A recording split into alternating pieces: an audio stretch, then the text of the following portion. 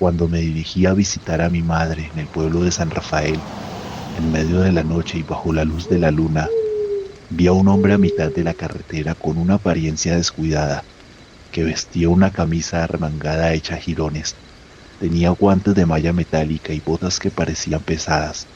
Además, llevaba un delantal de cuero manchado de sangre y una máscara rudimentaria como para evitar salpicaduras. En ese instante, giré bruscamente mi vehículo hacia un lado de la carretera para evitar arrollarlo, pero tuve que detenerme un par de metros más adelante cuando perdí el control de mi auto.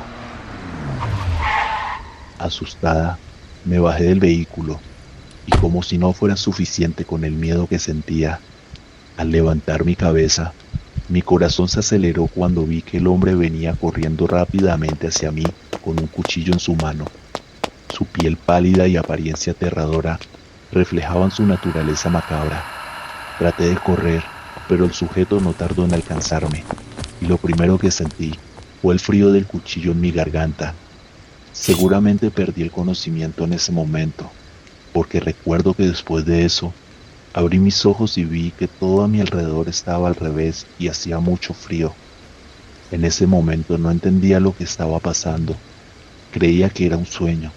Es como si mi mente quisiera borrar tal experiencia, pues mis manos y pies estaban atados y yo estaba colgando de un gancho metálico con la cabeza hacia abajo, completamente desnuda y en una sucia carnicería. Recuerdo que sentía cómo la sangre escurría por mi cuerpo, pues el sujeto había cortado una parte de mi muslo derecho. Estaba aterrorizada. No podía creer que esto me estuviera pasando a mí, y lo único que podía hacer en ese momento era suplicar por mi vida, pero el hombre no mostraba señas de ser una persona en sus cinco sentidos, y mucho menos entender lo que era la piedad. Solo estaba parado frente a mí, con una sonrisa inquietante, afilando su cuchillo con una postura característica de un psicópata. En ese momento ya había perdido toda esperanza de sobrevivir, pues sentía cómo la vida se me escapaba lentamente y mis ojos empezaban a cerrar, pues la sangre no dejaba de brotar de mi pierna. Y justo cuando creí que moriría en ese horrible lugar, la policía entró sorpresivamente, arrestando al hombre y salvando mi vida.